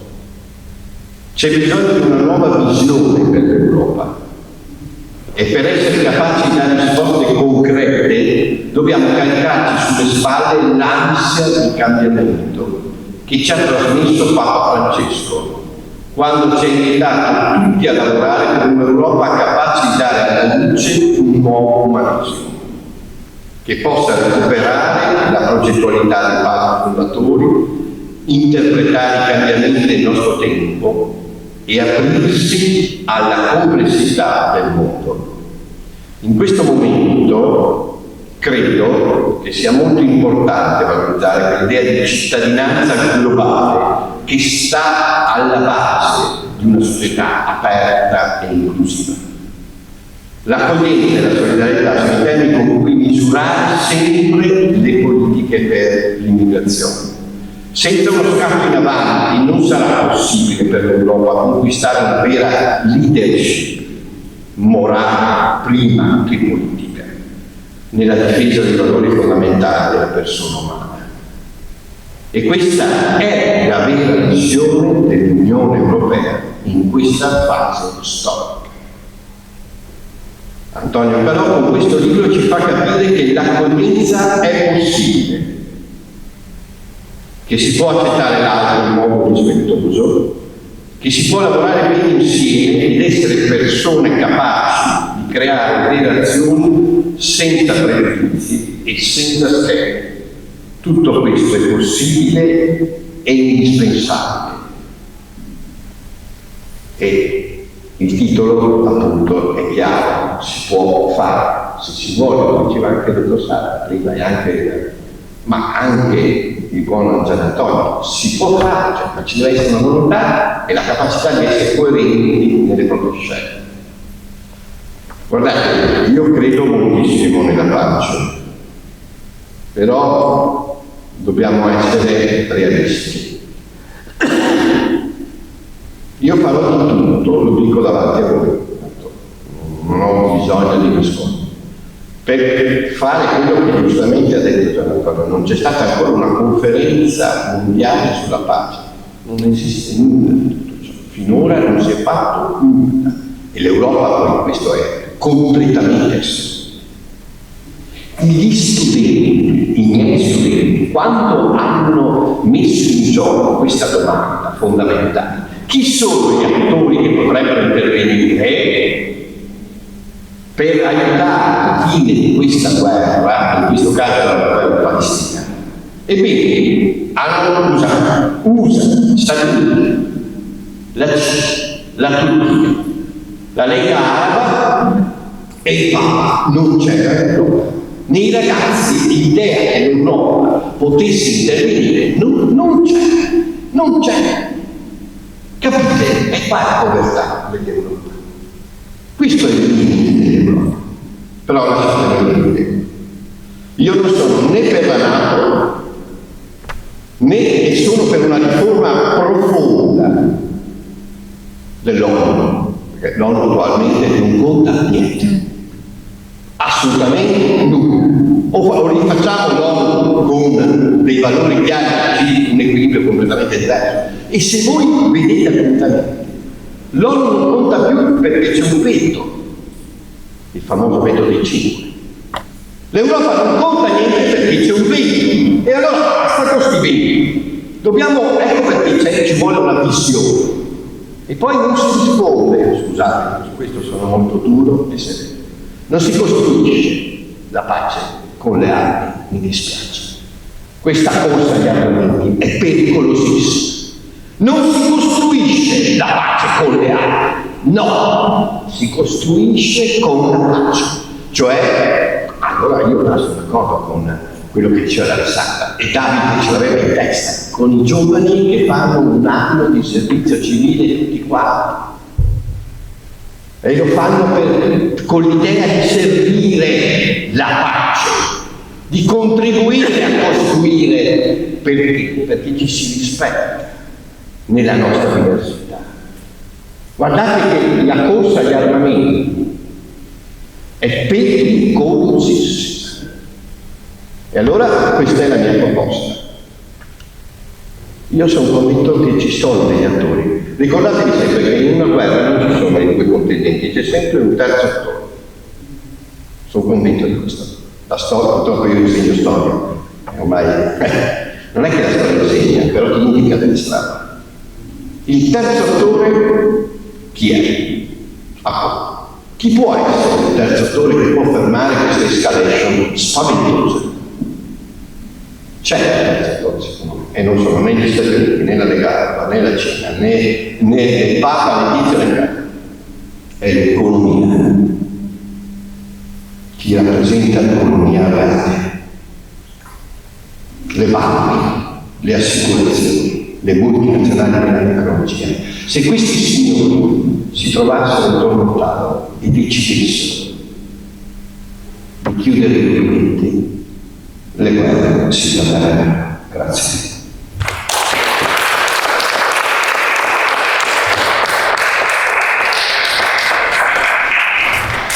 Lasciamo quindi la parola a qualcuno se dovesse essere domande. Ieri, grazie, gentilissimi, e grazie proprio per la pazienza che ci avete ascoltato.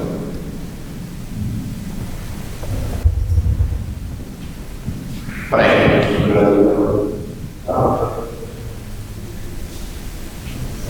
Visto che è qua. Grazie. Intanto, scusa, volevo complimentarmi, adesso vedete che sono una dirigente scolastica, benvenute. Ringrazio il professor Calò che ha parlato di scuola, perché insomma, diciamo che la scuola è importante come luogo di confronto, come luogo di dibattito, come luogo di costruzione delle conoscenze. Quindi sono molto curiosa di sapere qualcosa del vostro progetto, delle 40 ore sulla Palestina. E vorrei ascoltare se ci dicono qualcosa. Bene, quindi siamo anche noi in questa rete che si è venuta a creare con il presidente Calò, che è una rete delle scuole che si interessano a questo progetto di questo sarà la pace. Quindi anche come diceva Veneziano, io dicevo artistico che bene partecipiamo a questo progetto. Insomma, siamo qui ad ascoltare e a collaborare. Grazie. Grazie. Ci sono istituzioni che sarebbero opportuno, grazie. Grazie. Io riporto soprattutto il sindaco come una rappresentanza. Vi ringrazio perché è stato un momento veramente di grande testimonianza di un uomo delle istituzioni di cui abbiamo veramente bisogno, di un uomo trasversale, un uomo che insomma credo che abbia portato nella sua testimonianza come si diceva, quegli ideali ai fatti. Quindi devo dire la verità, ho trovato un percorso di cui abbiamo tutti bisogno. E ormai alla vigilia un appuntamento elettorale così importante, in cui le parole sono state quelle, le raccolgo, le puntuo, e questa contraddizione di stare con la guerra o di fuggire, e io ritrovo che sono parole che invece dobbiamo raccogliere, perché noi dobbiamo andare oltre. Cioè, chi andrà in Europa adesso, quello che ci è stato detto a questo tavolo, abbiamo raccolto tutto il termine di riflessione, deve essere portato in quella istituzione che deve essere alta e che, come si diceva, deve essere un interlocutore per superare le guerre, un interlocutore grande e importante. E sono convinta anche che effettivamente ci devono essere personalità come Davide Sassoli, che hanno personificato le istituzioni in maniera diversa, trasversale, un uomo che appartiene a tutti noi, che ha guidato le appartenenze. Quindi anzi devo ringraziare gli onorevoli che sono stati da parti diverse, anche la storia di Gian Antonio D'Arena importante di questa sala, perché sappiamo perfettamente il percorso che ha fatto, che sta facendo, e mi è piaciuto anche questa tradizione del percorso di famiglia, di storia personale, che è stato molto, diciamo, anche riflessivo e importante. E devo dire che Sara Moretti, come sono una persona bravissima da questo punto di vista, ci ha trasferito insomma insieme agli liberatori un'esperienza che ci fa anche valorizzare quello che già raccontavi di due ragazzi dell'Europa, non passa neanche per la testa, in realtà queste testimonianze ci dicono che sono esperienze importanti di vita istituzionale che devono essere trasferite ai cittadini, perché non le conosciamo, perché non ci arrivano, non arrivano a noi, non arrivano ai ragazzi, devono arrivare a loro, che a noi, ecco. Quindi grazie di questo tavolo, di questa giornata, perché è stata per me, mi ha aiutato tantissimo. Grazie a voi. Se c'è qualcos'altro, infatti li avrei visto io Presidente, ringrazio la Presidente del Conservatorio. Grazie. Ma io da uomo della strada non ho mai avuto piacere di incontrare personalmente Sassoli, però ho detto che leggevo le cose che scriveva. E c'è un aspetto che mi sembra molto colpito e che credo sia un insegnamento per tutti, ed è la gentilezza. Allora, il modo di approcciarsi agli altri con moderazione, gentilezza e con sorriso. Credo che il mondo dei politici, e non solo, ci debba imparare molto da questo, ma anche noi cittadini, appunto come persone da fare, dobbiamo imparare il valore della gentilezza, che non è un orpello estetico, no, è il segnale di un'apertura e una disponibilità nei confronti degli altri. Grazie.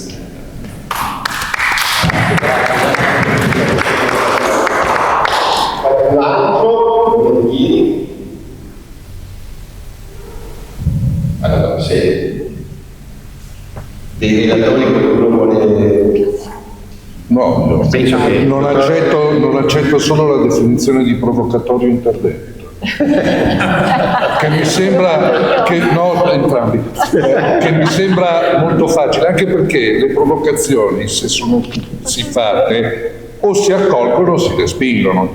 Cioè, definire provocatorio una consapevolezza che, ribadisco, o siamo consapevoli che in questo periodo storico il nemico dell'Europa e dell'Italia sono gli Stati Uniti d'America e non la Russia e non altri, o signori, non abbiamo capito assolutamente niente della politica e della geopolitica.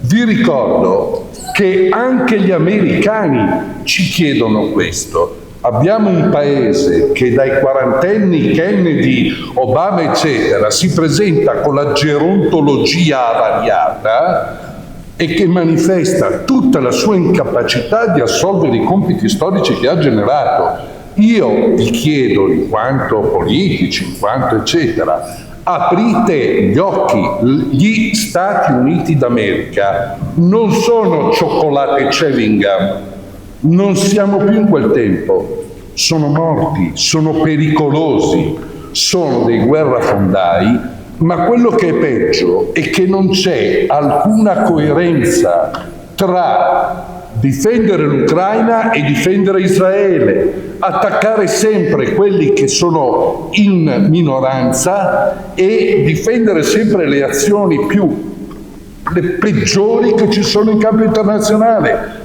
Chi gira il mondo e parla con la gente sa che come Occidente non abbiamo più alcuna credibilità perché le nostre posizioni non sono coerenti. Vorrei solo che, non è provocatorio, è un fatto, aprite gli occhi, perché la realtà è questa e la realtà arriverà pesantemente sulle nostre teste. Gli Stati Uniti non ci sono amici, punto, non è una provocazione, è una lucida consapevolezza politica, peraltro espressa da fior di generali americani e politici americani, oltre che del resto del mondo occidentale. Tutto qui. Tutto qui. Tutto qui. È banale. È così semplice. Ma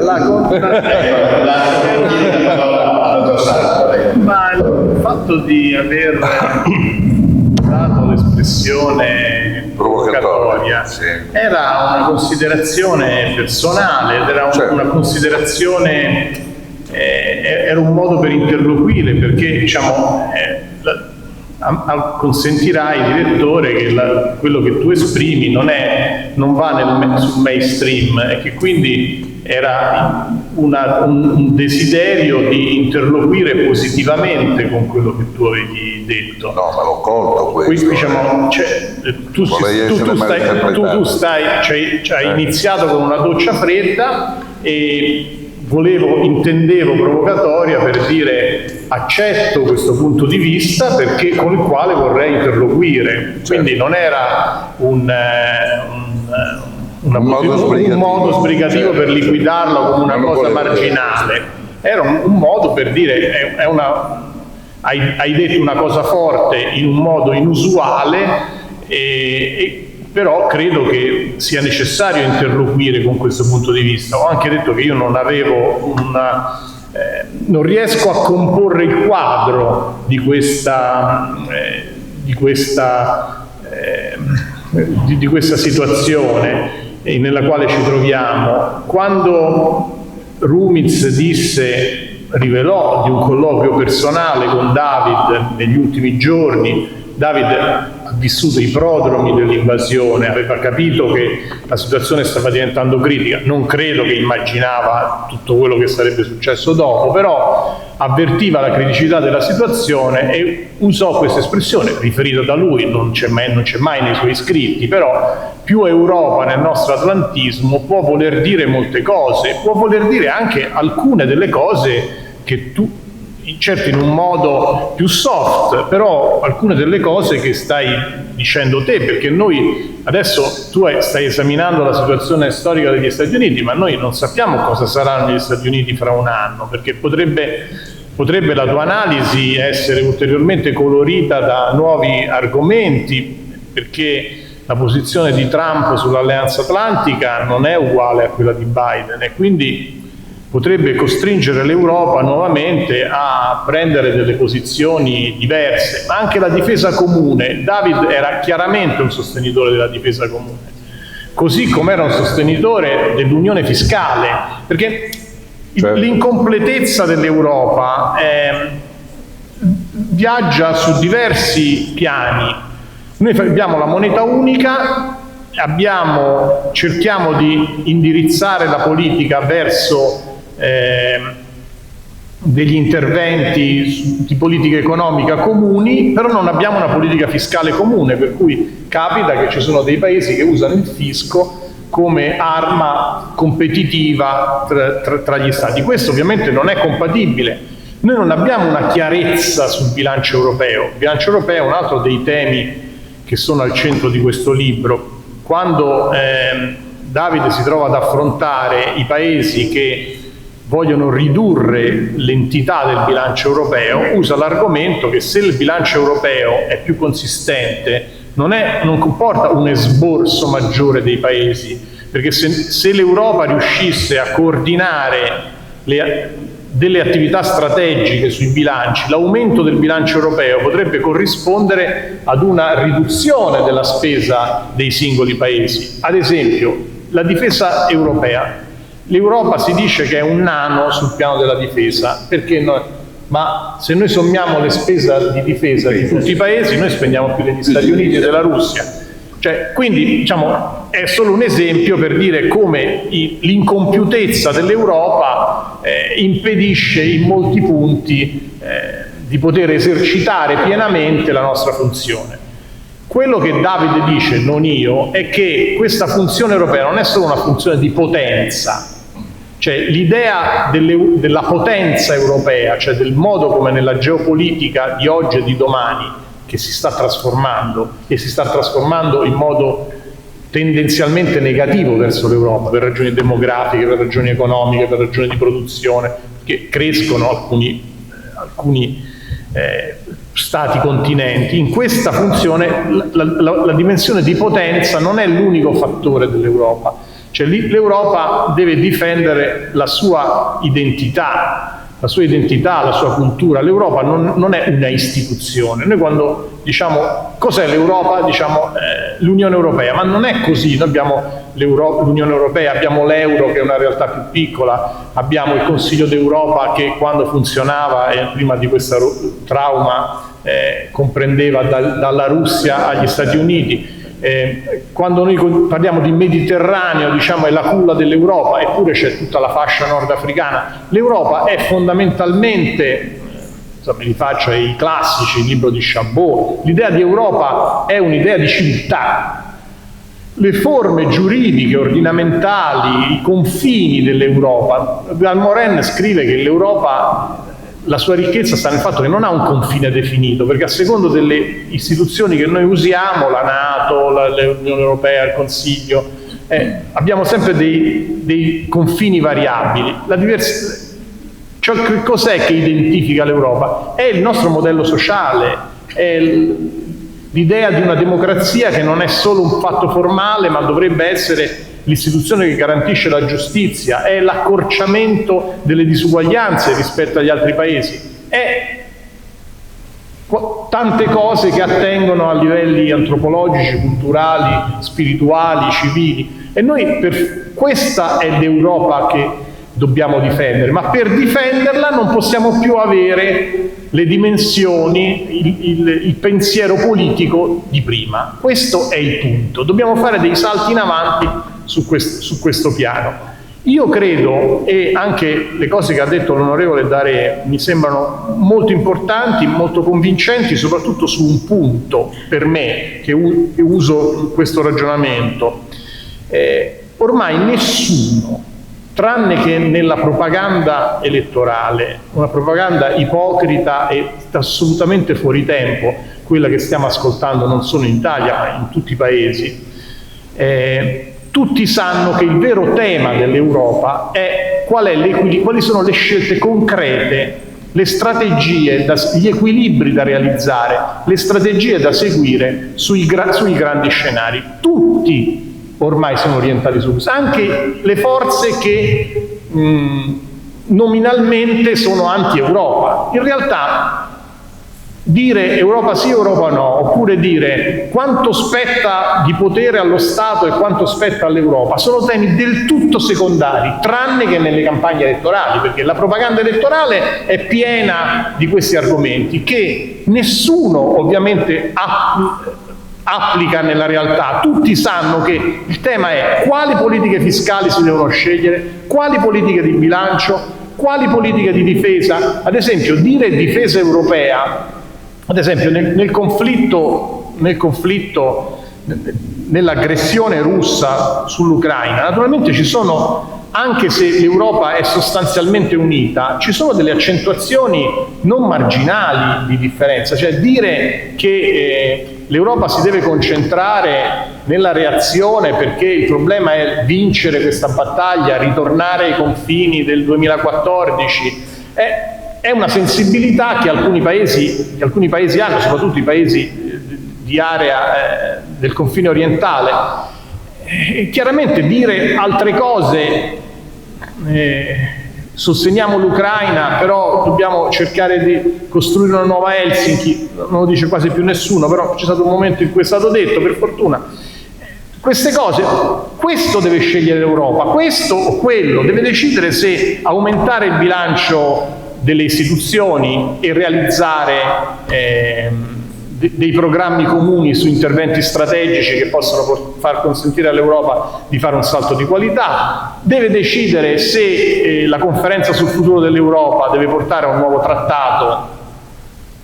Io dubito che si possa riaprire la questione costituzionale, però naturalmente il tema delle nuove regole si pone. Se noi dobbiamo arrivare nel giro di 3 anni a un'Europa a 32 e forse fra 5 anni a un'Europa a 37, è impensabile che si possa fare con queste regole. Non credo che le stesse regole impediranno che si realizzino questi progetti, il che vuol dire che l'Europa non manterrà le promesse con i paesi a cui si è preso impegno per farli entrare e che potrebbero avere una evoluzione completamente diversa. Pensiamo alla Serbia, che evoluzione potrebbe avere qualora fosse di fronte a un diniego europeo. Quindi tutti i gruppi politici in realtà si confrontano su quali sono le scelte che l'Europa deve adottare, questa o quella, ed è legittima l'opinione diversa nei singoli paesi, l'opinione diversa tra paesi e paesi, l'opinione diversa tra i partiti europei. Ma la cosa che mi salta agli occhi è il doppio livello, cioè di fronte agli elettori ancora si fa la campagna elettorale come 20 anni fa, raccontando una storia che ormai non c'è più nei fatti, perché naturalmente nessuno può pensare che l'Europa, che il singolo paese possa affrontare le crisi che stiamo vivendo, possa sopravvivere come paese nazionale con il proprio debito sovrano, non può sopravvivere se fosse separato. Può esserci delle forze politiche che dicono alziamo piuttosto che fare la guerra alla Russia, facciamo la guerra agli immigrati, non li facciamo entrare, spariamogli. Può dire qualunque cosa, ma non è più il tema la nazione e l'Europa. Il tema è quale Europa, per tutti il tema è quale Europa. E questo libro è pieno di ideali, è anche un libro ottimista perché l'Europa è cambiata dopo che David è andato via. Io sono amico di David e dico se ci fosse stato lui magari qualcosa in più sarebbe fatto, però quello che è avvenuto nel cambiamento di questi 2 anni e mezzo, la Commissione è ritornata non nella politica rigorista di prima, ma possiamo dire a metà strada tra quello che era stato fatto nei 2 anni e mezzo e prima. C'è stata una forma di retromarcia sulle politiche espansive. La guerra è in sé una minaccia di dissoluzione dell'Europa. L'Europa nasce da una promessa di pace che i popoli e i governi si fanno all'indomani della guerra. Non è un elemento aggiuntivo della nostra storia, della nostra identità, è un elemento costitutivo. Nel momento in cui viene meno quell'elemento costitutivo, l'Europa che noi conosciamo, l'Europa degli ultimi 80 anni, rischia di perdere la pietra angolare su cui è costruito tutto il suo edificio. Questo è il punto.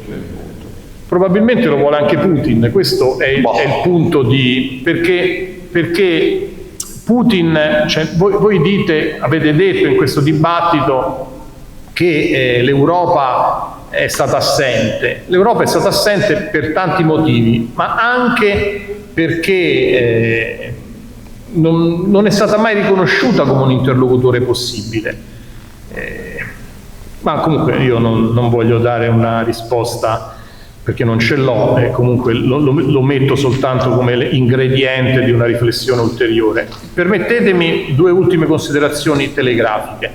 La gentilezza è un fatto il Presidente scrive nella sua prefazione che in David la gentilezza non era soltanto un elemento caratteriale, ma era un fatto culturale, esprimeva una cultura, perché era frutto di una elaborazione di pensiero e anche di coscienza. Era gentile, si comportava in quel modo perché lo considerava un modo di essere e di rappresentare le proprie idee.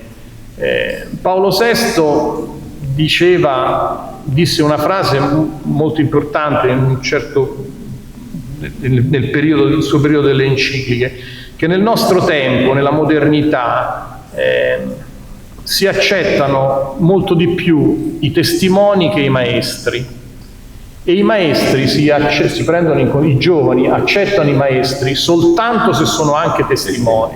Se non sono testimoni, quella chiacchiera rimbalza e viaggia sopra le teste. David volle, voi ne siete testimoni in questo caso, nel momento in cui l'Europa stava orientando le sue politiche verso la solidarietà del Covid, volle, come atto di testimonianza personale, diciamo umana, aprire le porte degli edifici svuotati del Parlamento, svuotati perché erano tutti nei loro paesi per il lockdown, a 100 donne che erano rimaste senza protezione, donne mendicanti, malati di mente, senza dimora. E gli aprì le porte e andava a dormire negli uffici. Cioè questo elemento della testimonianza e del racconto è oggi uno dei punti forti della critica della politica, perché io penso che se i cittadini avessero la percezione del disinteresse, della coerenza e non dell'interesse personale, della ricchezza personale, del prestigio personale del loro interlocutore, accetterebbe anche le debolezze, le incoerenze, le contraddizioni. Perché se i cittadini non accettano il politico che vive una contraddizione, non c'è più la politica, oppure la politica diventa solo un fatto manicheo. Ci sono dei momenti, dei passaggi della storia in cui contemporaneamente si vivono due tensioni. Io penso che il cittadino lo accetterebbe se trovasse nel suo interlocutore politico anche un elemento di coerenza personale, di testimonianza forte. Quando questo non c'è, c'è una maggiore discredito e sfiducia. L'ultimo elemento è per collocare nel senso della storia, per dare un peso anche alla sua originalità culturale. David era un cattolico conciliare, aveva una radice familiare molto forte in quel cattolicesimo fiorentino, i suoi genitori, che era la Pira, Don Facibeni, insomma quel mondo. Lui si chiama David Maria perché i suoi genitori gli hanno dato quel nome per Turoldo, per David Maria Turoldo, quindi diciamo lui veniva da quel mondo, ma lui era un ragazzo del concilio, quindi giocava, non voleva avere scritto in fronte sono cattolico. Camminava insieme alle persone con le quali condivideva questo tratto di strada, e io credo che ha lasciato all'area politica in cui lui ha militato, cioè la sinistra europea, si è collocato nel solco di altri due cattolici importanti che secondo me hanno lasciato un'impronta importante nella sinistra europea, cioè Jacques Delors e Romano Prodi. E io credo che David sia all'altezza di queste due testimonianze. Quando si rifarà la storia con i loro errori, con i loro passi in avanti che hanno fatto, ecco, la sinistra europea rischia a mio giudizio, di restare soffocata da un confronto culturale esclusivo con il liberalismo diventato liberismo. Io penso che se diciamo, senza l'influsso di culture umanistiche, come può essere quella ambientale, quella cattolica o democratica, la cultura della cura e del volontariato, la cultura della differenza di provenienza femminista, senza l'innesto di questi elementi la sinistra si presenterà disarmata al confronto con il mondo liberale, che ormai si è trasfigurato in un liberismo, in un mercatismo, in un individualismo che sta diventando la cultura egemone. Io ve l'ho detta così perché con tutta l'approssimazione di questa sintesi che ho fatto, però secondo me restava incompleto il nostro discorso se non avessi anche aggiunto questo elemento che a David stava molto a cuore, anche se non lo ostentava, perché fa parte di una generazione che non ha mai voluto vivere, diciamo, la propria fede come un elemento di distinzione, come un muro alzato di pregiudizi nei confronti di chi non ce l'aveva o di chi aveva il dubbio della fede, che invece spendeva proprio nel cammino insieme a tutti quelli con i quali condivideva la strada.